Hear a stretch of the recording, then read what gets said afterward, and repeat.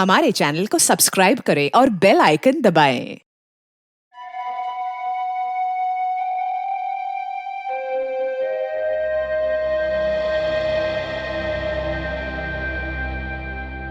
केशव जी, आप जो कर रहे हैं ना, मुझे नहीं लगता आप सही कर रहे हैं। मुझे ऐसा लगता है आपको एक बार फिर से सोच लेना चाहिए।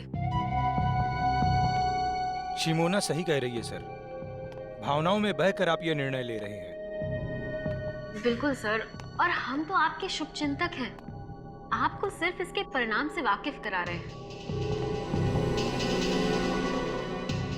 आप जो कर रहे हैं ना, उससे आपकी जान को खतरा हो सकता है। बस प्रणय, मैंने अपना डिसीजन ले लिया है और मेरा डिसीजन किसी भी हालत में बदलने वाला नहीं है। मुझे किसी से डर नहीं। आने दो उसको, फिर देखते हैं। अमन, बोलो कि कोई अच्छी खबर लाए हो।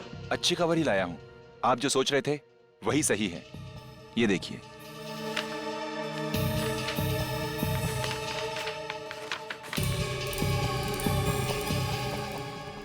शिमोना, वो कागजात देना।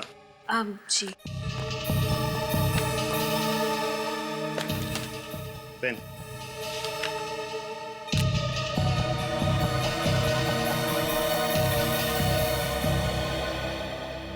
केशवनाथ जी, आपका काम हो गया। अब आप बेफिक्र हो जाइए। मुझे नहीं लगता ये इतना आसान है। ये बात पता लगते ही तूफान आने वाला है। तो फिर आने दो तूफान, हम तैयार हैं।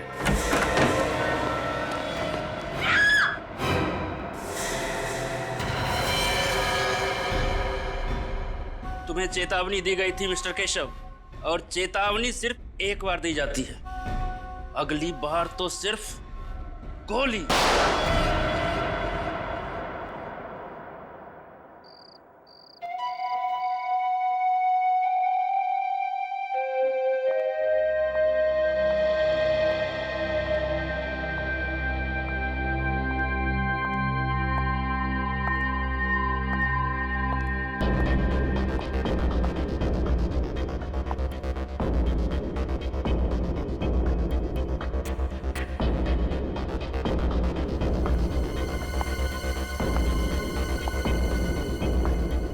Law, science,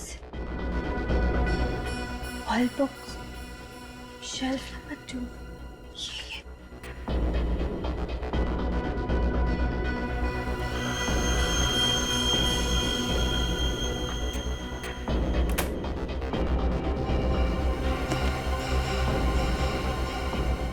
The World Atlas and Encyclopedia. यही बुक है।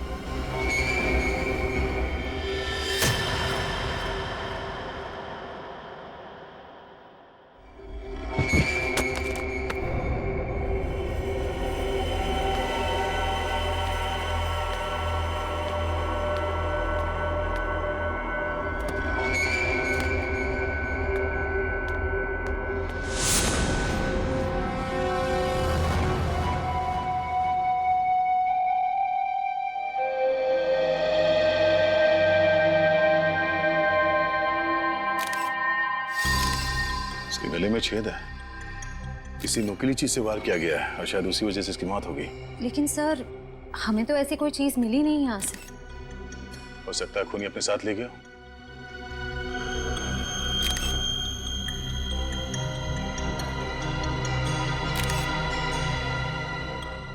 सर, कोई मोबाइल, कोई आईडी कार्ड नहीं है। सर, एक मिनट।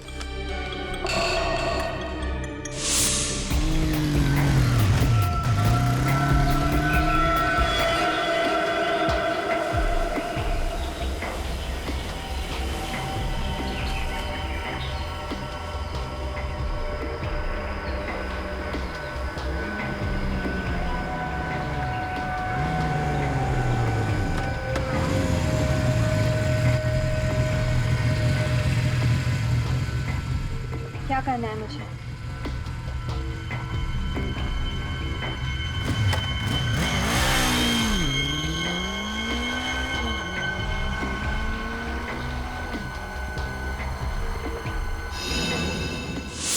ये चिट्ठी इसकी जेब से मिली है। सेंट्रल लाइब्रेरी, तीसरा माला, शेल्फ नंबर 2। ये लड़की रात के 1:30 बजे वर्ल्ड एटलस बुक लेने के लिए आई थी यहाँ पे। क्यों? हाँ सर, और सर वो किताब यहाँ से गायब भी है। ओह, बड़ी अजीब बात है। रात के 1:30 बजे ये लड़की यहाँ वर्ल्ड एटलस बुक लेने आती है और उसी की मौत हो जाती है, और वो बुक भी यहाँ से गायब है। इसका मतलब है कोई और भी था जो बुक लेने के लिए आया था। उस किताब में ऐसा क्या हो सकता है? सर वो तो एक सिंपल मैप्स की बुक है। बुक भले ही सिंपल हो, लेकिन कोई ना कोई बात तो जरूर है सर। लगता है उस बुक के साथ छेड़छाड़ की गई होगी। सचिन, बाहर जाके पता करो किसी ने इन लोगों को अंदर बाहर आते जाते देखा है क्या। ये वर्ल्ड एटलस बुक आखिरी बार कौन लेके गया था? Sir 1 minute.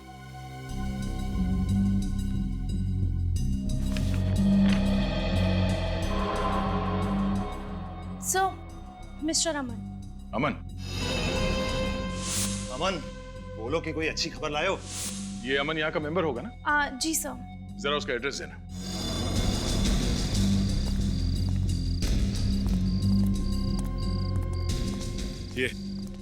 ये पीछे का गेट तो हमेशा बंद रहता है। अगर वो लड़की यहाँ से आई है इस तरफ से, वो जो औरत कैंडल बेच रही है उसे पता होगा। लो पूछते हैं। Excuse me. 10 का 1 कैंडल है सर, कितने कैंडल्स दूं? देखिए, हम लोग कैंडल लेने नहीं आए, आपसे कुछ पूछना था।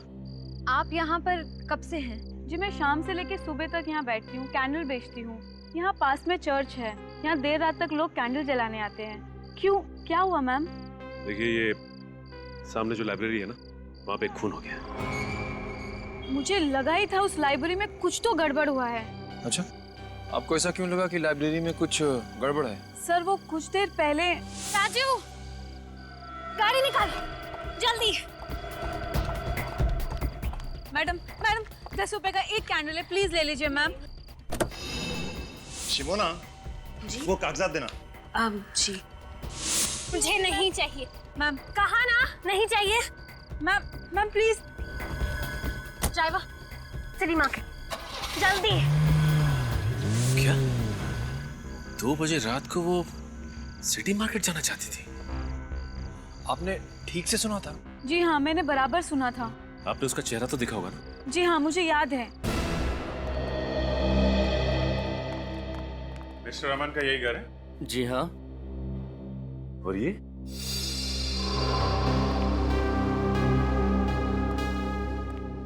क्या आप यही अमन जी हैं?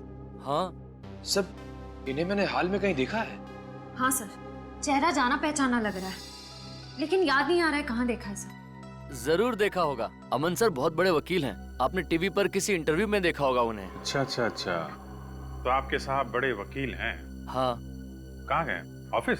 नहीं, आज सुबह वो अपना सामान लेकर के शहर से बाहर चले गए।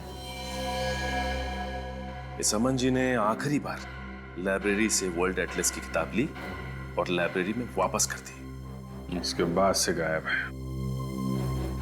अमन जी का कमरा कहाँ है?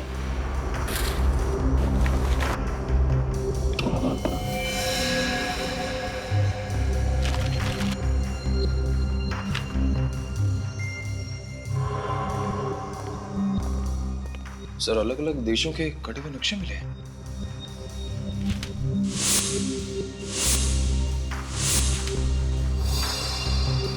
सर ये सारे कटे हुए नक्शे तो सर वो तो एक सिंपल मैप्स की बुक है। वर्ल्ड एटलस बुक है। अमन जी ने इसे कैंची से इस तरह से काटा क्यों होगा? उस वर्ल्ड एटलस बुक को हथियार बनाने के लिए। उस बुक में से सारे पन्ने काटे, उसके अंदर कोई नुकीली चीज रखी जो किताब खुलते ही पिस्टन के जरिए तेजी से बाहर निकली और उस लड़की का खून हो गया। सर अमन का फोन बंद आ रहा है। वो तो होना ही था। सर ये देखिए सर, फटे हुए music notes. Music notes? Sir उसने म्यूजिक नोट फाड़ के फेंका क्यों होगा? लेकिन अमन सर को तो संगीत का शौक ही नहीं है। तो ये देखिए, ये वायर और ये स्प्रिंग।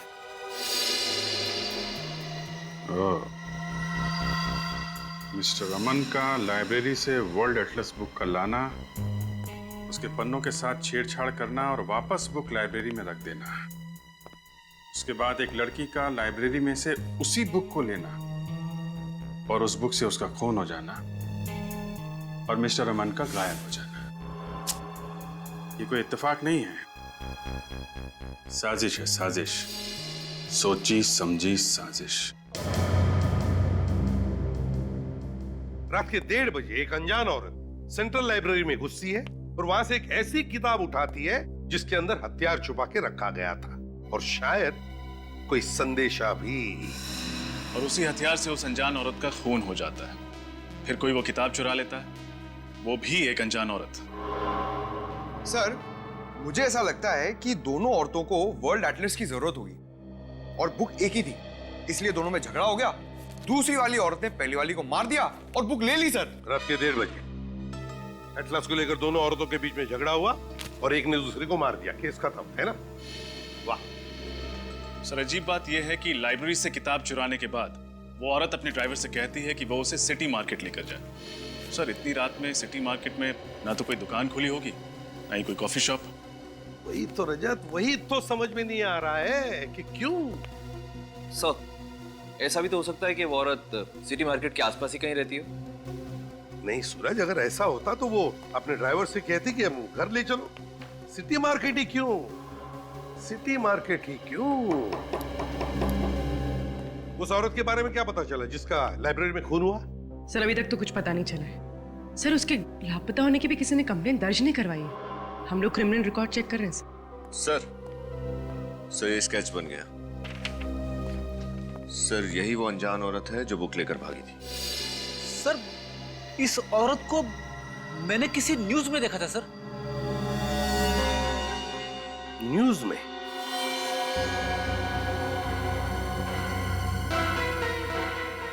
न्यूज में? अब याद आ गया, अब याद आ गया। उद्योगपति केशवनाथ जी के फार्म हाउस में जो आग लगी थी, उसकी खबरें सारे अखबारों में छपी थी। उसी में मैंने इन दोनों का फोटो देखा है। सर, ये हादसा तो 2 हफ्ते पहले ही हुआ था। पूर्वी, सर, ये अखबार में जिस औरत का फोटो है उसकी शक्ल और ये स्केच वाली औरत की शक्ल कितनी मिलती जुलती है। सर, लेकिन ये तो शिमोना है। मैम, आपने पक्का इसी औरत को देखा था? जी सर, पक्का मैंने इसी को देखा था। सर, अगर शिमोना जिंदा है तो अमन ने पुलिस में झूठी रिपोर्ट क्यों लिखवाई? सर, और शिमोना ने लाइब्रेरी में उस लड़की की हत्या क्यों की? कोई ना कोई राज जरूर था केशवनाथ जी के फार्म हाउस में, जो उस आग में जलकर खाक हो गया। सारे चक्कर के पीछे ये अमन ही है। अमन। हाँ सर, इसलिए मिस्टर अमन ने शिमोना जी के लिए वो म्यूजिक नोट्स में वो संदेशा छोड़ा होगा, क्योंकि दोनों खुले में तो आमने सामने आ नहीं सकते थे। अमन और शिमोना, क्या क्या कनेक्शन हो सकता है इन दोनों के बीच में? तो फिर ये शिमोना इतनी रात गए सिटी मार्केट किस लिए गई थी? सर, अमन के घर से हमें कुछ फटे हुए कागज मिले जिन पर कुछ म्यूजिकल नोट्स लिखे हुए। सर, इस वर्ल्ड एटलस का म्यूजिकल नोट से क्या कनेक्शन हो सकता है? उस वर्ल्ड एटलस में कुछ तो ऐसा होगा जिसकी वजह से शिमोना सीधे इस मार्केट में आ गई। सर, रात के समय लाइब्रेरी से सिटी मार्केट पहुंचने में लगभग 10-15 मिनट लगते हैं। उस कैनल बेचने वाली औरत ने हमसे कहा था कि उसने शिमोना को 1:45 बजे देखा होगा, तो वो इस मार्केट में 2 बजे तक पहुंच गई होगी। हाँ, लेकिन उस समय तो मार्केट बिल्कुल सुनसान रहा। मुझे नहीं लगता कि किसी ने शिमोना को या उसकी गाड़ी को देखा होगा। फिर भी ट्राई करते हैं, हो सकता है किसी ने कुछ देखा हो।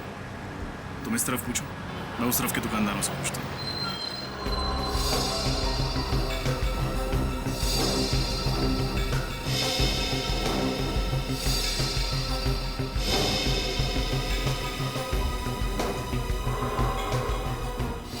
सर, आखिर आप क्या ढूंढ रहे हैं?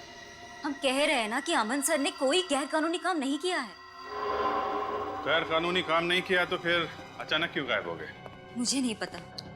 कोई भी वकील बिना किसी को बताए अपने सारे कोर्ट केसेस छोड़ के वेकेशन पे तो जाएगा नहीं, और अगर जाएगा तो कम से कम अपनी पर्सनल सेक्रेटरी यानी आपको तो बता के जाएगा।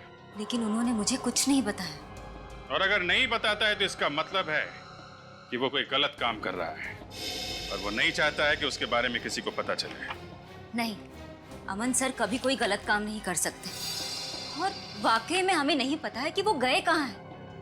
इतना जरूर पता है कि वो हमें कांटेक्ट जरूर करेंगे, वो भी सही समय पर। अब आप ही बताइए साहब, इतनी छोटी सी चीज चुराने के लिए मेरी दुकान का ताला तक तोड़ डाला। मेरी तो समझ में नहीं आ रहा कि वो चोर था या फिर कोई पागल था। और कुछ तो चोरी नहीं हुआ दुकान से? नहीं साहब, और कुछ तो चोरी नहीं हुआ। चलो ठीक है, आइए मेरे साथ। उर्वी, एक्सक्यूज मी, हम लोग सीआईडी से। सर, क्या हुआ क्या यहाँ पे? सर, वो कल रात को मेरे म्यूजिक स्टोर में ताला तोड़कर एक चोर घुस आया था, और सर वो केवल एक म्यूजिक बॉक्स के अलावा और कुछ भी चुरा कर नहीं ले गया। एक ही म्यूजिक बॉक्स? उसके अलावा उसने कुछ भी नहीं चुराया? जी मैडम, वो चोर देर रात को आया होगा जब पूरा मार्केट बंद हो जाता है, चारों ओर सुनसान हो जाता है, तभी तो किसी ने कोई आवाज भी नहीं सुनी। हो सकता है शिमोना ने ही वो म्यूजिक बॉक्स चुराया। अच्छा, ये म्यूजिक बॉक्स आपके पास था कब से? सर, कल सुबह ही एक सेल्समैन देकर गया था। कल सुबह? जी मैम, उस सेल्समैन ने बतौर सैंपल वो म्यूजिक बॉक्स मेरे पास रखा था और कहा था कि एक म्यूजिक कंपनी ने एक नया आइटम लॉन्च किया है, वो म्यूजिक बॉक्स में कस्टमर को दिखाकर मैं और 20 के ऑर्डर भी ले लूंगा। और उसने कहा कि वो 2 दिन के बाद आएगा ऑर्डर लेने के लिए, तभी वो सैंपल वाला म्यूजिक बॉक्स लेकर जाएगा। सर, उसने वो सैंपल पीस बेचने के लिए मना किया था। अब आप ही बताइए मैं उसको क्या जवाब दूंगा। ये सेल्समैन पहले भी आया था आपकी दुकान पर? जी नहीं सर, वो सेल्समैन हमारे लिए नया था, पहले कभी नहीं देखा। यही था? हाँ सर, यही था वो आदमी। Thank you. मुझे लगता है अमन यहाँ सेल्समैन बनकर आया और उसने इस दुकानदार को वो म्यूजिक बॉक्स बतौर सैंपल दिया ताकि ये दुकानदार उसे बेच ना पाए और शिमोना आकर उसे चुरा ले। सर, जरूर उस किताब में कोई कोड या मैसेज होगा जिसमें लिखा होगा कि शिमोना को म्यूजिक बॉक्स इस मार्केट से चुराना है। लेकिन सेंट्रल लाइब्रेरी से सिटी मार्केट से म्यूजिक बॉक्स, ये कोड्स का चक्कर कुछ समझ में नहीं आया।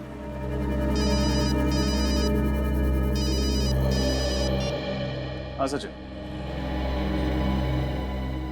क्या? ठीक है।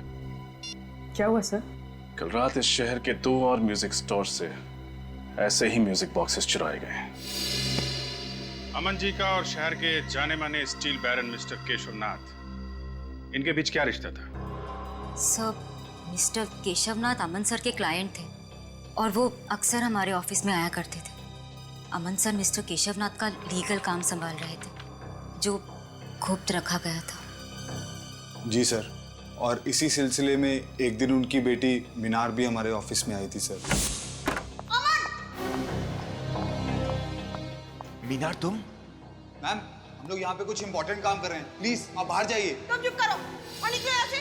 और तुम अमन, अगर मेरे पापा को बहकाना बंद नहीं किया ना तो उसका नतीजा बहुत बुरा होगा। मैम, ये आप क्या कर रही हैं? पागल हो गई है क्या आप? मिस्टर अमर केशवनाथ जी का ऐसा कौन सा गुप्त काम संभाल रहे थे जिसकी वजह से मिसेस मीनार को उन्हें जान से मारने की धमकी देनी पड़ी? सर, हमें वाकई में कुछ नहीं पता क्योंकि अमन सर मिस्टर केशवनाथ का काम खुद संभालते थे। हाँ सर, और इस केस के बारे में उन्होंने मुझे भी कुछ नहीं बताया सर। सर। हाँ बेटी। सर, केशवनाथ जी के कोई भी लीगल पेपर्स इस ऑफिस में नहीं है, मगर सर ये मिसेस मीनार को अमन पे इतना गुस्सा क्यों आया? और सर, ये अमन फार्म हाउस में लगी आग के सिर्फ एक गवाह थे या वो जानते थे कि आग लगने से पहले वहाँ क्या हुआ था? ये तो केशवनाथ जी के फार्म हाउस पे जाके ही पता चलेगा। जरा मिसेस मीनार को भी वहां बुलवाओ।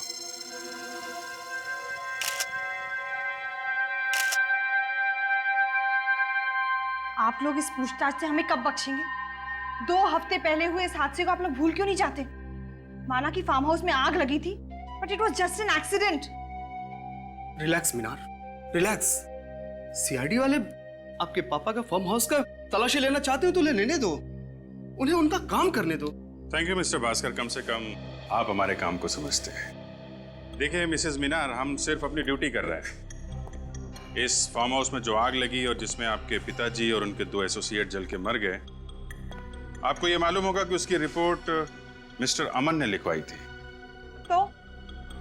तो हुआ यह है कि मिस्टर अमन अभी लापता हो गए हैं।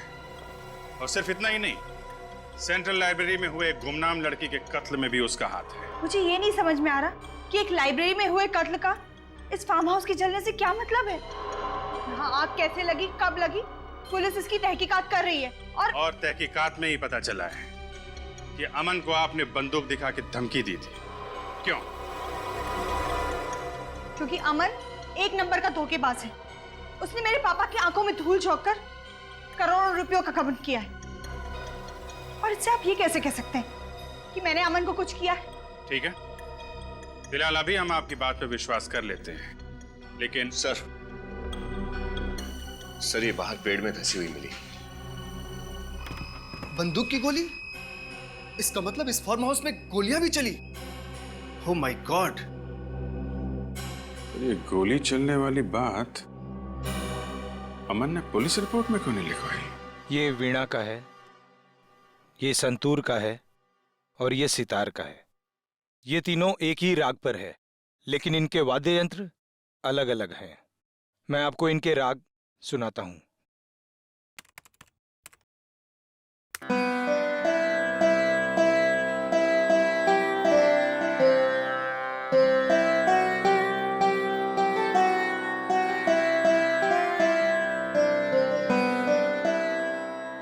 ये वीणा था, अब आप संतूर सुनिए।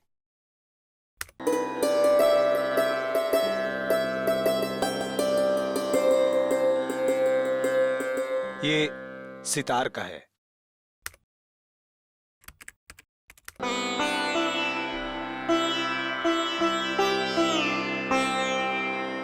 कहीं इन नोट्स में कुछ छुपा हुआ संदेश तो नहीं है, कोई हिडन मैसेज?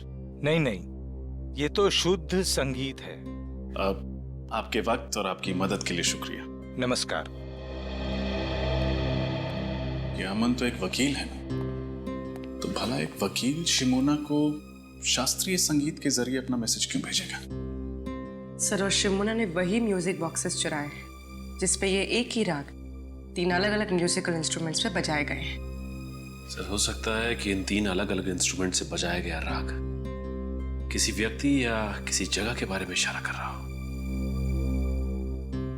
अब बस ये पता करना है कि संगीत के ये सुर किस जगह या फिर किस इंसान से जुड़े हुए हैं। मिसेस मीनार, अब तो आपको यकीन हो गया होगा कि फार्म हाउस में आग लगना कोई हादसा नहीं था। यहाँ पे गोलियां चली थी, गोलियां। सर। हाँ बेटी। सर, पुलिस की फॉरेंसिक रिपोर्ट के मुताबिक उस वक्त यहाँ पे जो थे वो सब आग में जल कर राख हो गए थे, और उनकी बाकी बची जो हड्डियां हैं वो अभी भी उन्हीं के लैब में है। तो एक काम करो, उन हड्डियों को अपने फॉरेंसिक लैब में भिजवा दो, डॉक्टर सारुंखे के पास। Yes sir. What nonsense! मुझे अपने पापा का अंतिम संस्कार करना है। देखिए मैडम, पहले हमें ये पता लगाना है कि एग्जैक्टली यहाँ पे हुआ क्या था। फिर आपके पिता की हड्डियों की शिनाख्त भी अभी बाकी है, तब तक आपको इंतजार करना ही पड़ेगा। सर ये देखिए क्या मिला, साइड से थोड़ा जलाऊंगा।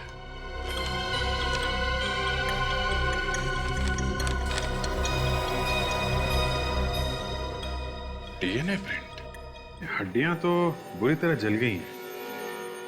इनके चेहरे अच्छे से बन पाएंगे? हाँ अभिजीत, इस फेस कंस्ट्रक्शन सॉफ्टवेयर के जरिए आप मौका वारदात पर पाई गई खोपड़ी का फेस कंस्ट्रक्ट करने की कोशिश तो करो।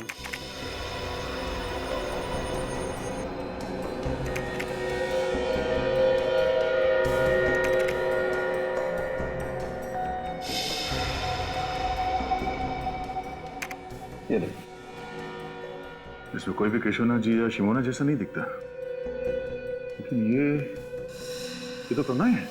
यानी कि प्रणय वाकई में उस रात जल के मर गया था? नहीं प्रणय, प्रणय की मौत गोली लगने की वजह से हुई।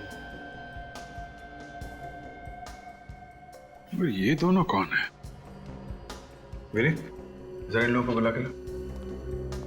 आइए।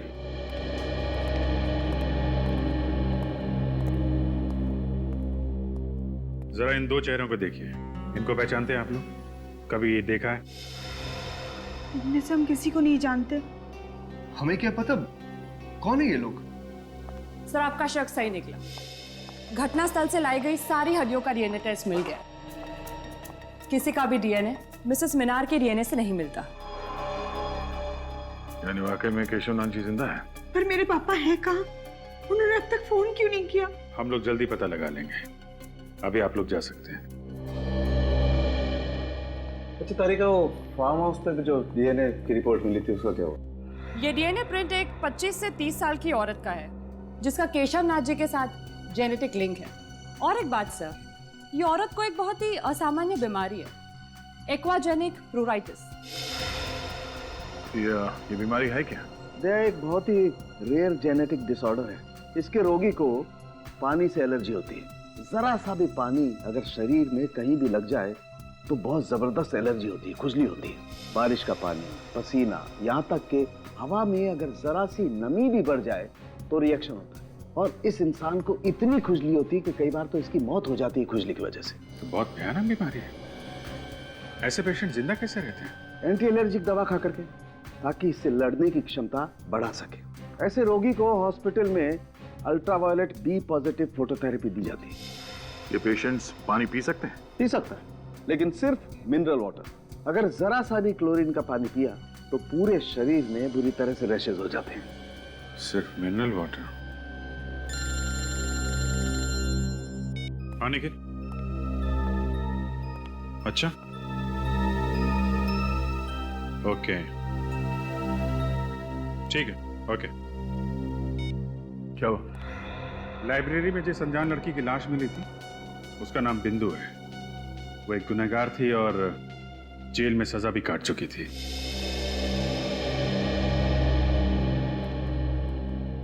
सीआईडी मुंबई टीम से आपसे सुबह फोन पे बात हुई थी। यस सर, बैठिए ना। जी नहीं, इट्स ओके। आपको बिंदु के बारे में जानकारी चाहिए ना?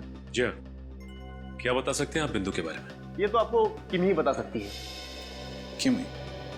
कौन किमी? किमी और बिंदु दोनों एक ही सेल में थी और दोनों एक ही दिन रिहा हो गए।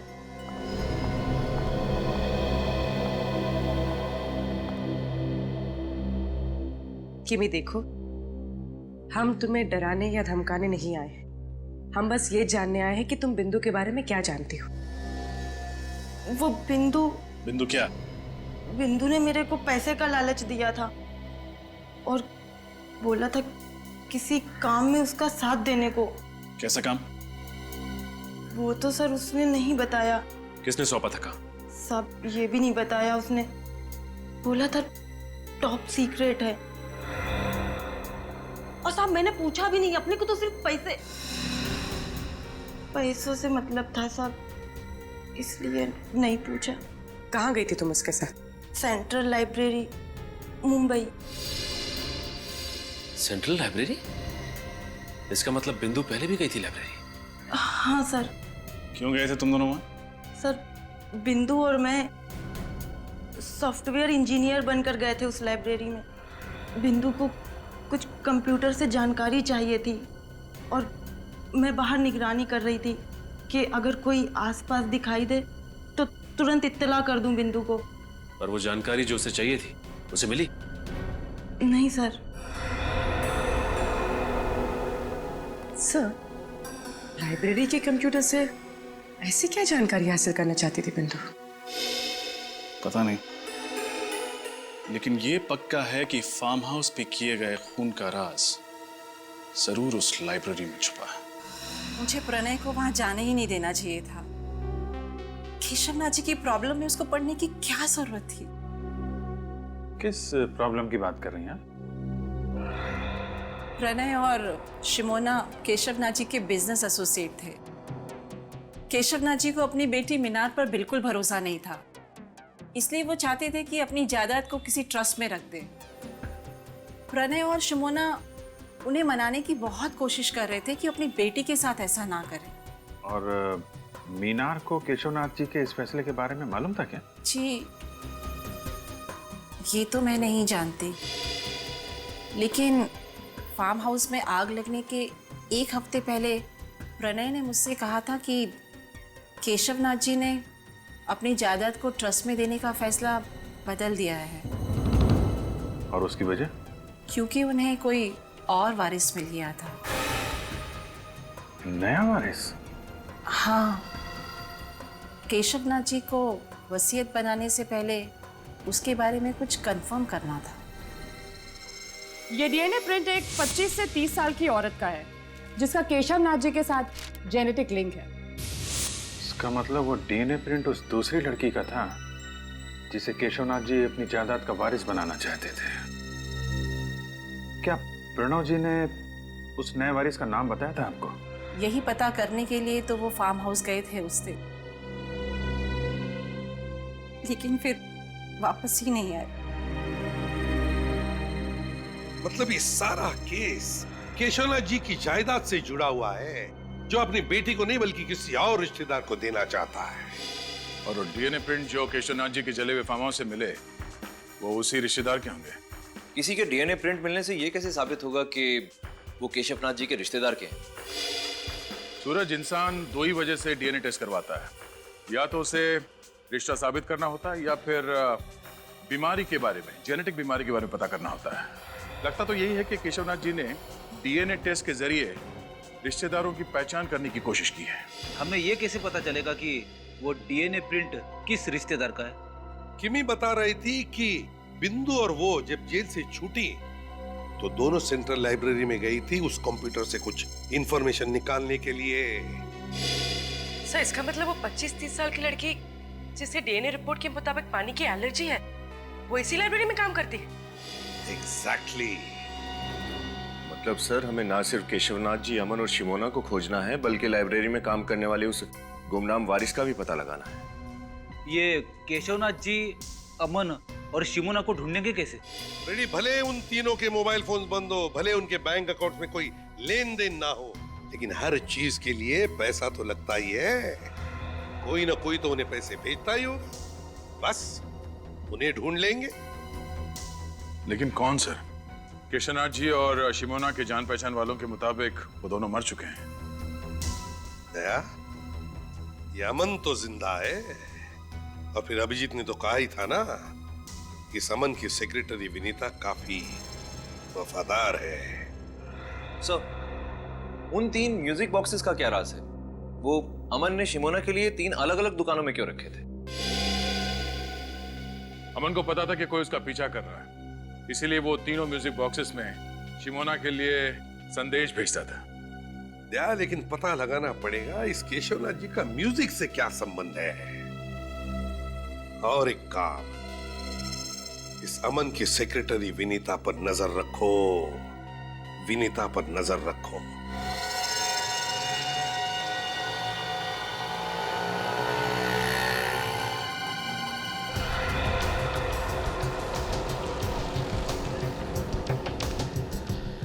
दोस्त इस समय तक बाहर आ जाती है, आज कहाँ रहेगी?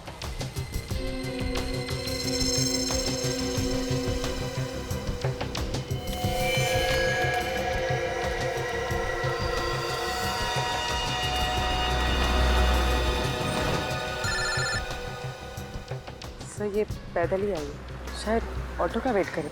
अच्छा,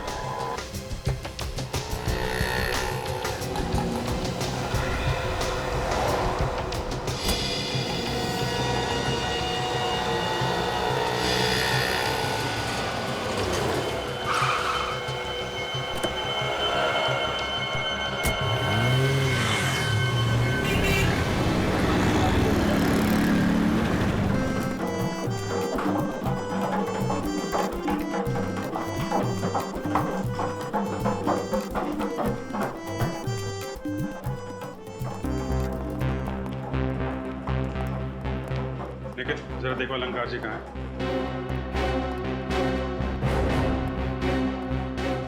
अरे भाई, वो संतूर का क्या हुआ?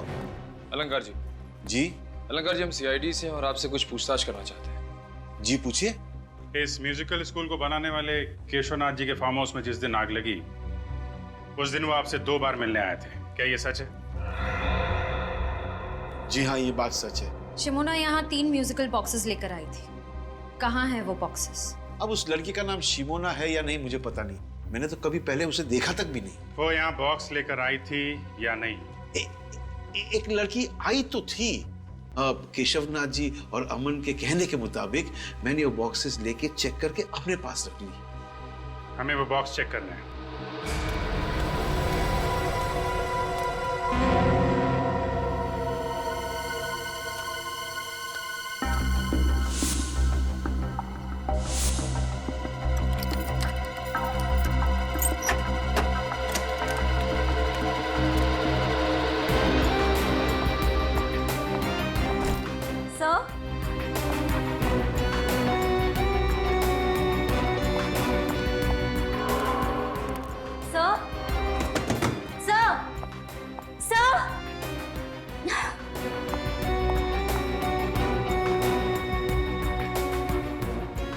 चले गए सब के सब? गए होंगे किसी काम से।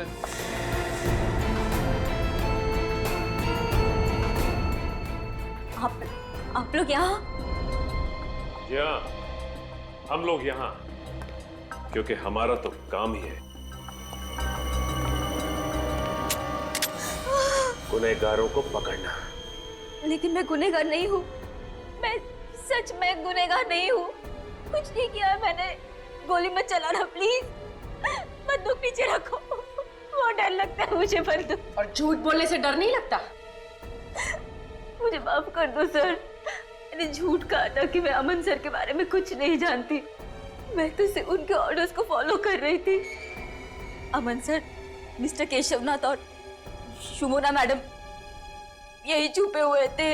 इसका मतलब ये तीनों इस षड्यंत्र में मिले हुए थे। तुम्हारे पास अमन और शिमोना का नंबर होगा? हाँ सर। फोन लगाओ, पूछो कहाँ है।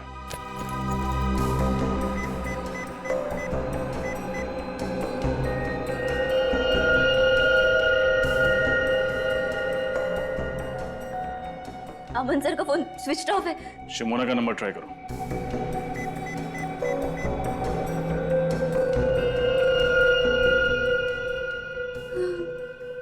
उनका फोन भी बंद है।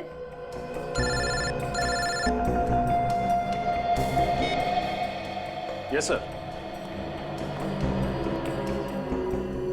क्या? तो इस वजह से अमन, शिमोना और केशवनाथ को यहां से गायब किया गया है? सर हम लोग आ रहे हैं। क्यों सर? कुछ नहीं सचिन, केस खत्म करने का टाइम आ गया। नैना, उनको भी बुलाकर ले आओ, दोनों नई ट्रेनीज हैं, उनको अच्छा लगेगा। हाँ, लंच टाइम हो गया है, भूख तो लगी होगी। बिल्कुल।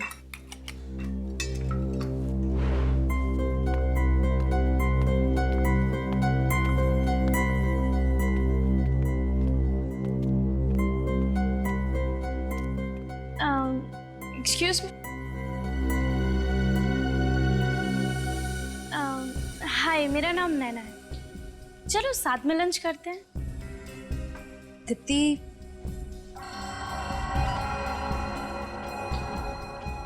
लंच के लिए बुला रहे हैं। ठीक है पूजा। ठीक है, हम आते हैं। ओके।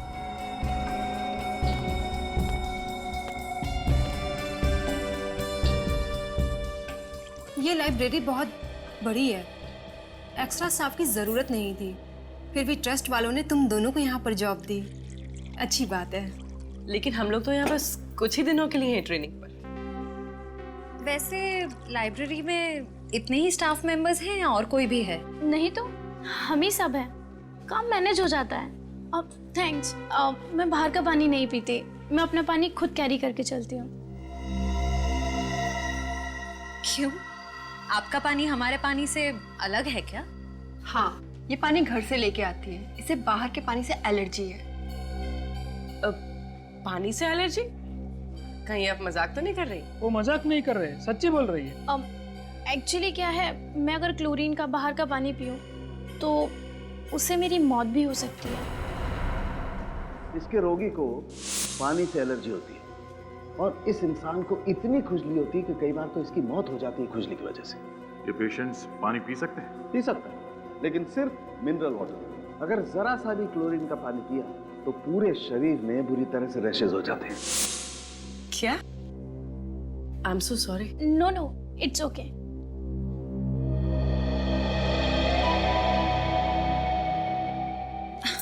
अरे मैं तो भूल ही गई।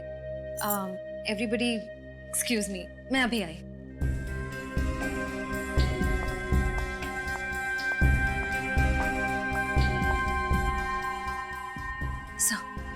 सर, नैना वही लड़की है जिसे केशवनाथ जी अपना वारिस बनाना चाहते थे।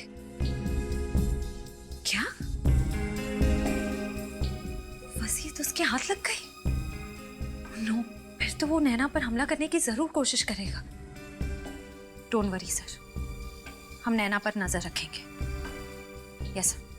नैना बैठो। तुमने अभी तक वो लिस्ट नहीं बनाई। रजिस्टर में नए बुक्स के स्टॉक की एंट्री करनी थी, वो कब करोगी? सर वो मुझे कुछ नहीं सुनना है। आप सब घर जा सकते हो, लेकिन नैना तुम अपना काम खत्म करके ही घर जाओगे। Okay sir.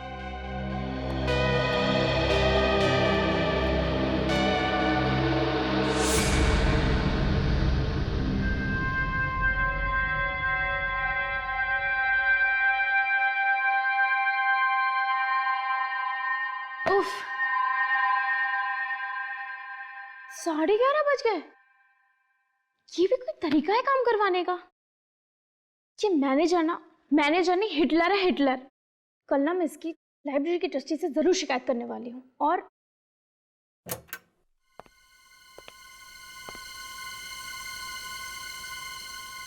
कौन है? सिक्योरिटी, सिक्योरिटी, कौन है? कौन है? कौन है वहां?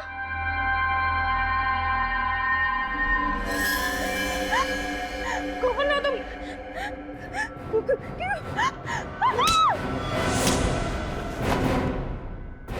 ओ, तुम?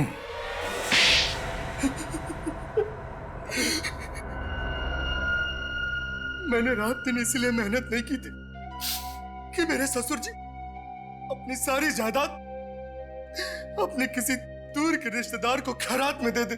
मुझे शर्म आती है तुम्हें अपना दामाद कहते हुए। और आप अपनी सगी बेटी को छोड़कर किसी दूर के रिश्तेदार को अपनी सारी जायदाद कर देते हो।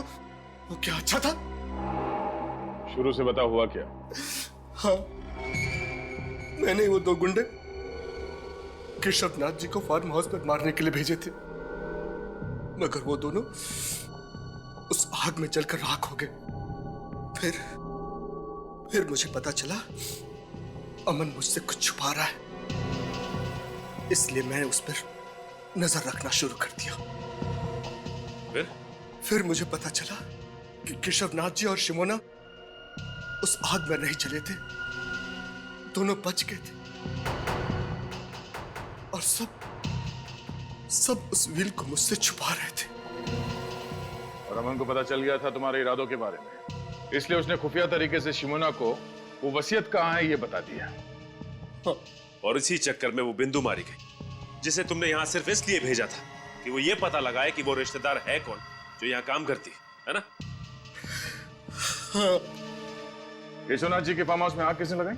वो आग मैंने लगाई थी सर, ताकि लोगों को लगे कि केशवनाथ जी और शिमोना और प्रणय उस आग में तीनों जलकर मर गए। अब तुम सारी जिंदगी जेल के सलाखों के पीछे अपने गुनाहों की गिनती करते रहना। मिस्टर अमन, आपने केशवनाथ जी की मदद की, अच्छा काम किया, मगर मदद करने का तरीका गैर कानूनी था। आपने खून किया है बिंदु का, और शिमोना जी आपने इसमें इनका साथ दिया। आप दोनों को भी गिरफ्तार किया जाता है। For more updates, subscribe to our channel, click the show links and enjoy watching the videos.